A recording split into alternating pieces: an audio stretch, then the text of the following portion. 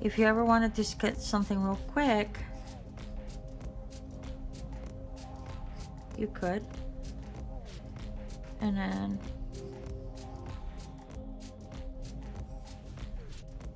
it's you can kind of gesture. You don't have to be perfect. I love that you don't really have to think about it.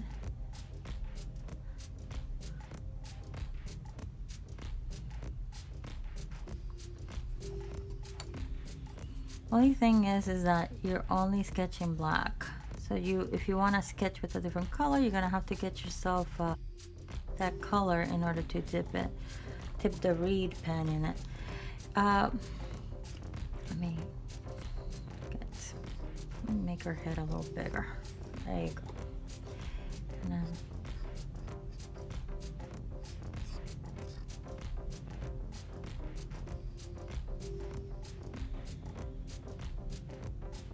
there we go. And so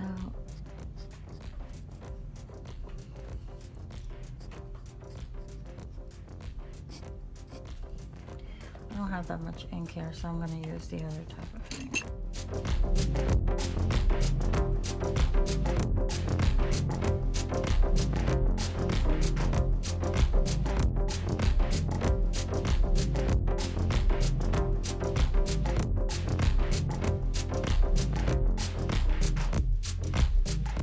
Okay, so here's the more ink you put on it, you're always obviously going to get more of a splash. And I'm just gonna put a cape on her.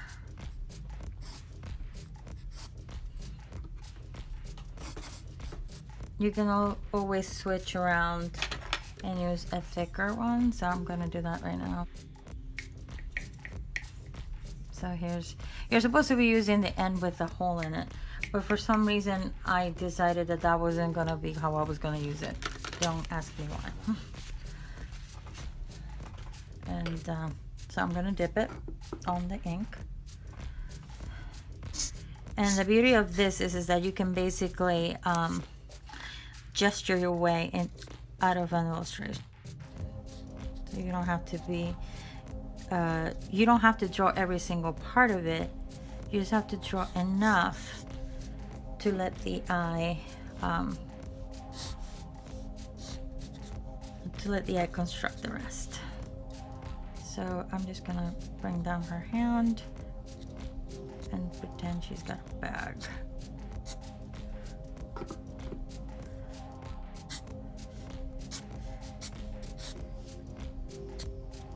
I love loose drawings and drawings that you don't have to think about too much.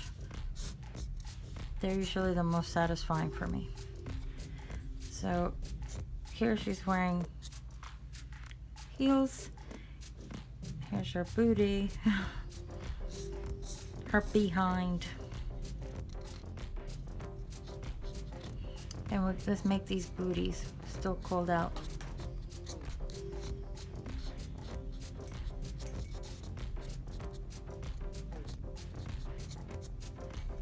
And she has a huge foot. That's all right. I have a huge foot too, and then a tiny one. And let's make her kind of like in the middle of walking. So if I just follow that line, her foot would be somewhere around here.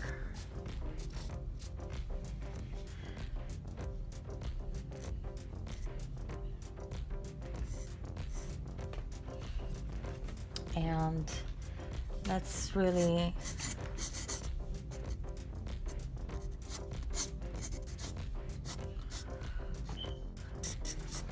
so if you were to use reed pens with any color inks, I would recommend Dr. P.H. Martin's, or let me bring this up. Yeah, there you go. Dr. P.H. Martin's or Bombay's. And these, I don't like Bombay's that much. I just find them that they stink. They smell like a skunk spray. So this is what they look like, and this is their cherry red. So I'm gonna dip another one, and again I used it backwards, so I'm gonna dip it, get it out, give her some red lips. It's just not, it's not cooperating. Some inks are just really not made for this.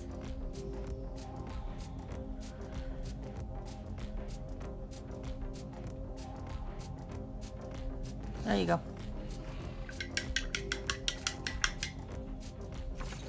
In order for the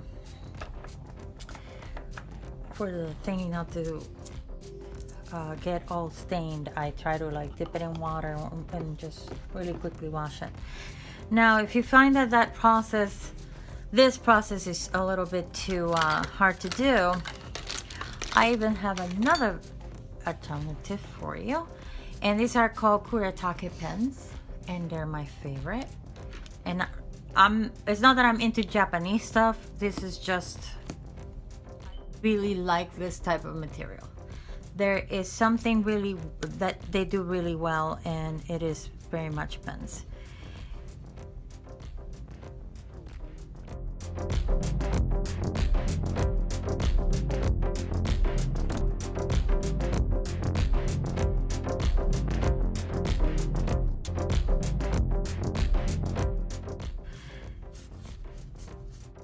Thing about these pens is that you're going to be adding grain versus you're going to have these straight lines here. So you have to, you know, rethink your process. Is this what you want to do? So, so say for example, I wanted to kind of just wash this in.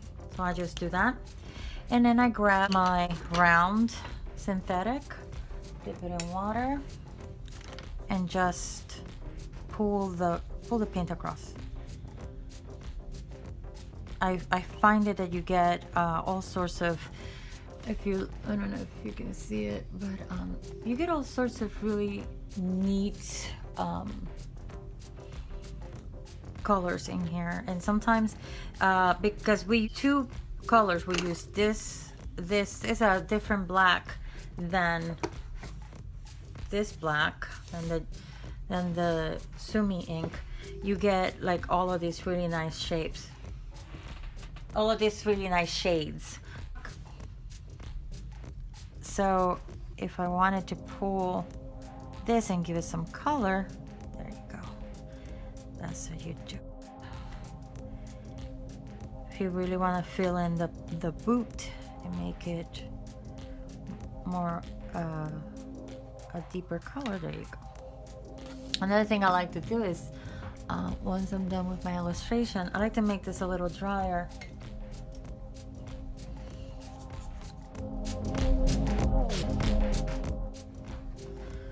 I just do this. I try and make the brush a little drier and then just pull it across. And this actually pulls the grain on the texture. Grain is texture, the texture between the paper and the brush. So as you can see, this is one of the reasons why I like this paper more than the Canson. And it is a very pleasant texture. There you go. If you feel like you need to add more fine features to her, use a pen. Use one of those micron pens. And then sign your piece.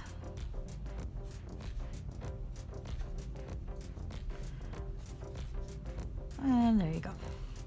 So I'm really glad that I got to show you some of the stuff that I get to use. Just wanted to thank you all for keeping in touch and watching my channel, and I really appreciate all the comments and the likes, and please continue to share my videos. So if you like this video, please give it a thumbs up, leave a comment. If you're interested in purchasing the items that I featured in this video, you may do so by clicking on the links below. Again, they are affiliate links, so it helps me out.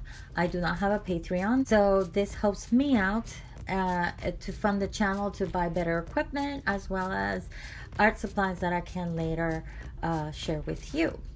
So again, thanks for watching, and go make something couture.